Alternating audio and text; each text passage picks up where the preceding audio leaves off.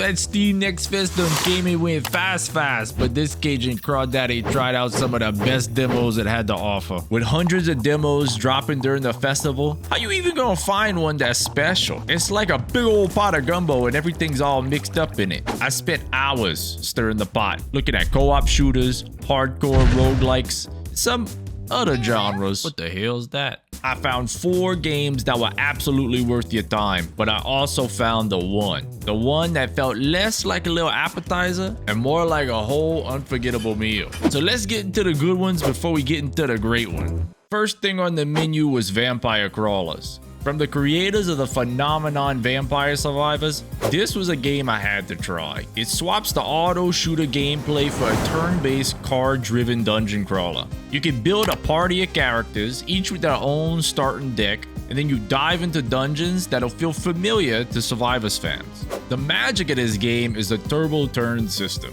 You can play the cards as fast as you want, queuing up actions while the game sorts them out. Or you can play slow and tactical. The goal is to chain cards in ascending mana order to build a massive combo multiplier, which makes every effect more powerful. It's incredibly satisfying to build a perfect hand and unleash that sucker to clear the whole screen. The core loop of crawling, building your deck, and then breaking the game with these wild combos is just as addictive as it was in Vampire Survivors. The sound design feels just as crunchy as Vampire Survivors, and the crazy visuals still get your dopamine flowing. It's a genius twist on a beloved formula, and let me tell you, it's plenty of fun.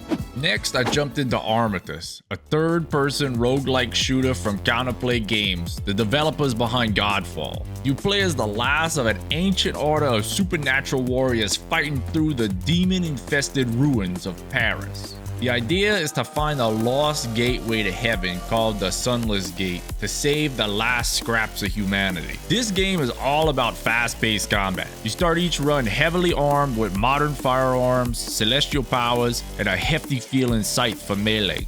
The loop is simple. You fight, you die, you revive, and you use the knowledge you've gained to push further next time, finding new broken combinations of guns and powers until you become godlike. The game settings in a gothic, post-apocalyptic Paris, and it gives off some Liza P vibes. My only hang-up with the demo is that the enemies felt a little spongy, and the environment does start to feel a little repetitive.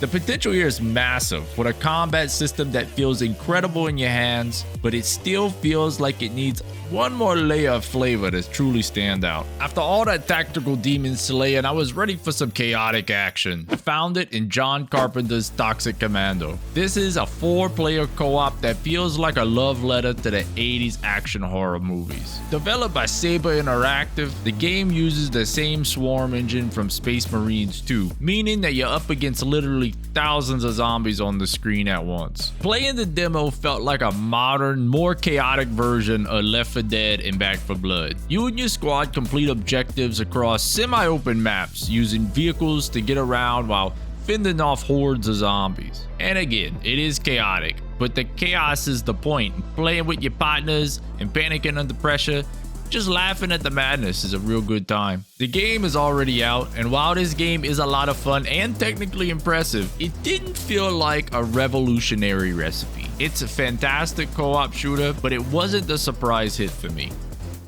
The 4th game I played was Hordes of Fate, a return to a beloved universe from the original creative team behind Hand of Fate. My love for the original game set my expectations high, and the return of the dealer immediately pulled me in. The core loop involves choosing your hero and encounter cards, then surviving escalating challenges to upgrade your gear and unlock new cards for future runs. The card and chance-based encounters that made the original so special also returned, adding depth and replayability. For fans of the original, this demo was an absolute treat, and it's planned to launch in early access in the 2nd quarter of 2026. But let me tell you, some of the pacing felt a little slow for a Survivors-like. Some of the maps are a little tight to mesh well with an auto shooter approach. It was nostalgic to be back in that world, but it didn't meet my high expectations. These were all some great games. Seriously, if you haven't tried them, go check them out. I would have been happy to end my Next Fest journey there, but then I played Far Far West. Far Far West done mixed the right ingredients together. It has a fun and colorful vibe, a living, breathing environment, and chaotic, action-packed gameplay. You and your friends play as bounty hunting robot cowboys in a bizarre, supernatural version of the Wild West. The gameplay loop feel very similar to Helldivers. You gear up in the hub town, you pick a bounty, and you drop into a mission. The goal is to complete objectives, take down a wild boss, and get to the extraction point before a mess of undead try to kill you. The variety of bosses and maps is enough to keep things fresh. One mission I was fighting off with looked like death himself, while another had me fighting in some possessed saloon. The magic of Far Far West is in its creativity and chaotic fun. You seamlessly switch between 6 shooters and casting fireballs, combining all these magical abilities with your teammates to create an even more powerful effect. This demo was so good because it felt like a true discovery, a unique identity with a refreshing mix-up of something familiar. So there you have it, 4 fantastic appetizers from a memorable Steam Next Fest, 1 main course that completely blew me away. Now I want to hear from you. What was the one demo from the Steam Next Fest that completely surprised you? Let me know in the comments below, yeah? And if you enjoyed this indie dive, consider liking the video and subscribing for more. Thank you for watching.